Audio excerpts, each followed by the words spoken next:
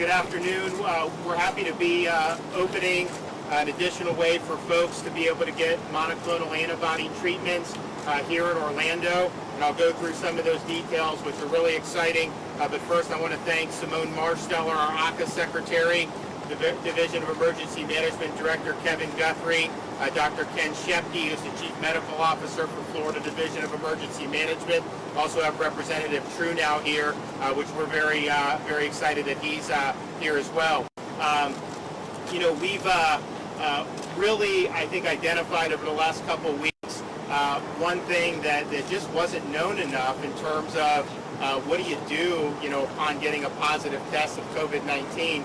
And basically early treatment with these monoclonal antibodies, Regeneron and others, have proven to radically reduce the chance that somebody ends up being hospitalized. And at the end of the day, reducing hospital admissions is got to be a top priority. And if you reduce those admissions, people don't go to the hospital to begin with, they're going to recover. And so that's a really important thing. If you look at what we've seen in terms of data and other things over the last couple of weeks, CDC director even recently said that the vaccines are helping to reduce severe outcomes, not protecting against transmission to the extent that we had hoped. You look at what's going on in Israel, one of the most vaccinated countries in the world. They're seeing an infection wave. And then there was a preprint out of the Mayo Clinic which looked at the various vaccines, in particular protection against infection, and showed that some of them, particularly Pfizer, started to wane. And so talk to the hospitals throughout Florida, I think they all say the protection against really severe illness is still holding, but in terms of it preventing, creating the type of herd immunity or preventing any type of infections, that hasn't necessarily been the case. I think the efficacy has not been quite what the clinical trials showed. So just understanding that, we've got to make sure we look and understand, okay, there are people who are vaccinated who are testing positive. Obviously, you have unvaccinated who are testing positive. The unvaccinated are still more likely to be admitted to the hospitals. I mean, everyone you talk to in any of these health systems will say that their patients are disproportionately amongst those who are unvaccinated. But it's interesting, there's been a lot of focus on that, and rightfully so. We've spoken to different systems and asked them, of your admitted patients for COVID, what percentage of them had received the monoclonal antibody prior to being admitted?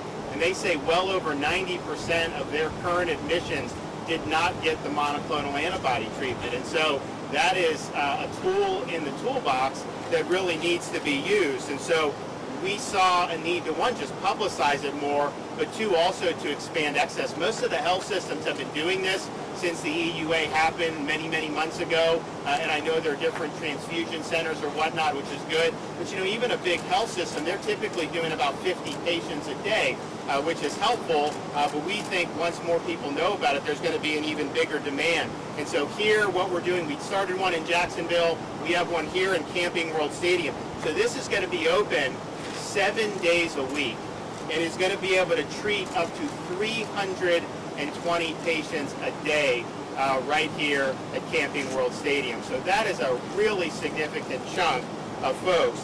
And you're going to be able to actually, the Surgeon General's done a standing order, so you don't even need a prescription from a doctor. And if you go on patientportalfl.com, to the same site where you could go and do a vaccine appointment, you can do and reserve spots to do a monoclonal antibody treatment. And again, this has been shown to dramatically reduce the likelihood that you're admitted into the hospital. Simone's actually going to talk about a personal story on it, and I think most of the data is very strong, but then just talking to people and how much better they feel after doing this, it really is striking to be able to see that.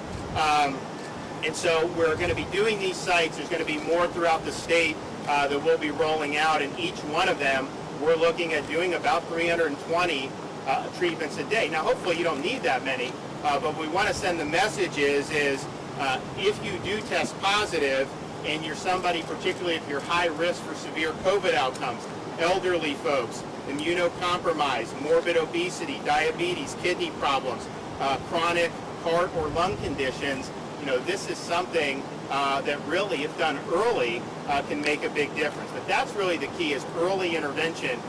Once you're typical person that's testing positive, obviously that doesn't have health problems, the body creates antibodies, it fights off the virus, they recover. Well, when you have these categories, sometimes there's problems with creating those antibodies naturally.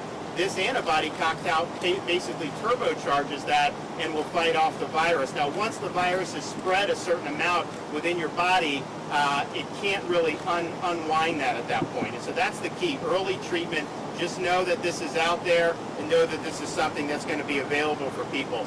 The Regeneron, just so everybody knows, is free.